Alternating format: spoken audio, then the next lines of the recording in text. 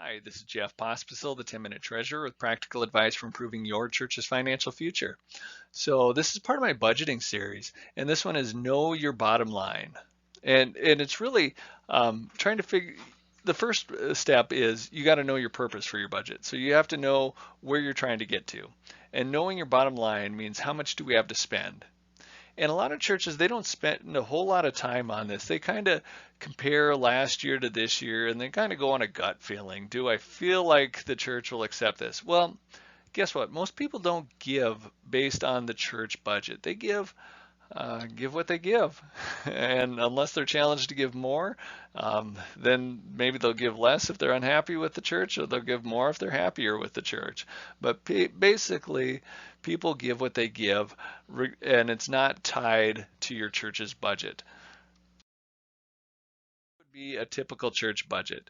Um, 2017, a lot of churches don't even budget the income. They just budget the expense, but they might budget $90,000 in income and 90,000 expenses, and hey, we broke even. And that's a victory for their budget. And 90, then their expenses went up a little bit, so they increased their income a little bit. And then in 2019, their expected expenses went up even more, so their income went up even more. It always zeroed out. That's basically a typical church budget. Same amount of income, same amount of expenses, aiming for a zero. So then when you look at what actually happened, they may have budgeted 90 to 95,000, but guess what? They're receiving 10 to 20% less than that. They're receiving 80,000, 81,000, 80,000. So that's very typical of a church. And then you think, well, what are they doing with expenses?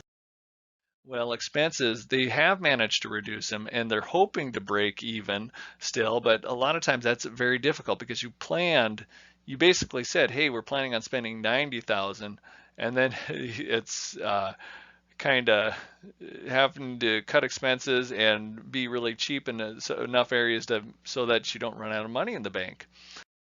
So then you end up with a deficit of minus 2,000, or maybe you break even one year, and that feels like a good year, and then you lose 5,000 the next year. So now you're losing money every year because basically that's what you're planning on doing. You're spending at 90,000, even though you know you receive 80,000 normally. So let's go about how would I actually set my bottom line? How would I actually go about calculating that? So what I want us to do is imagine we're trying to calculate the number for 2021. And what I would do is I would use the current year plus the two previous years. So you'd use the 2020 number plus 19 and 18, 2019 and 18. And one of the issues is 2020 isn't finished yet. You're setting the 2021 budget, but it's not finished yet. Well, the nice thing about church income is that it's very regular. And you know that normally by August or September, you're going to have received a certain amount, or a certain percentage of what you're going to receive. And you can do the math backwards. So I use 2017, 18, and 19 data. And guess what? The average that by the end of September, we receive 64% of what we're going to receive. So when I look at the total at the end of September, compare it to the total that I received year to date, it's right around 64%. So then I can just do the math backward to get my 2020 number. And so let's just say at the end of September, my income is 52,480. And that might seem like a random number, but it's actually not. It's 52,480 divided by 64%, because normally I receive 64% by the end of September. So divide it by 64%. And that gets me $82,000. So that's a number I could use for 2020.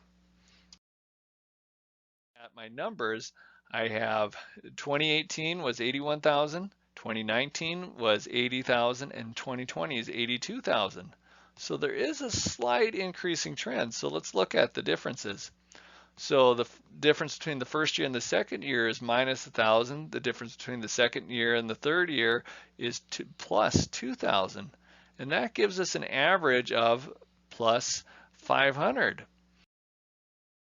So for the bottom line for 2021, if I was doing a budget based on that data, I would say, hey, let's look at our 2020 estimate, add the average change, and that equals our 2021 bottom line.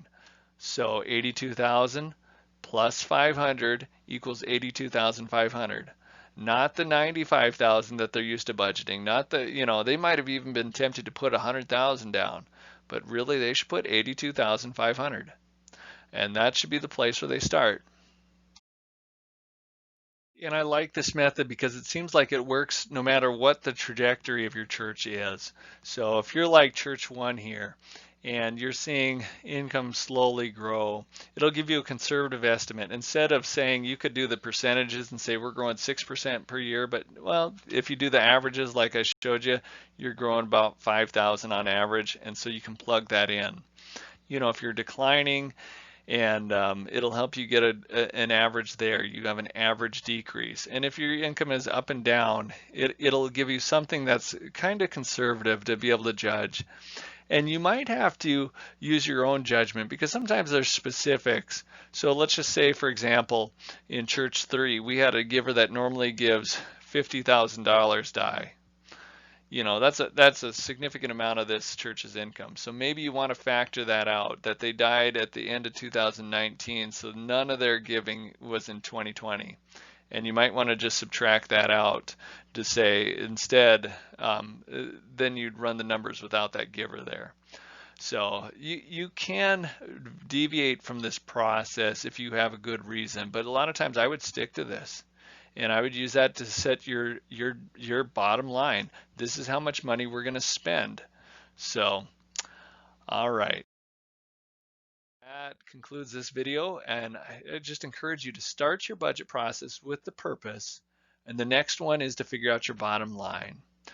You can find more resources at www.dakotasumc.org or dakotasumf.org because this is a ministry of the Dakotas Conference's Finance Office or the Dakotas United Methodist Foundation. All right, until next time.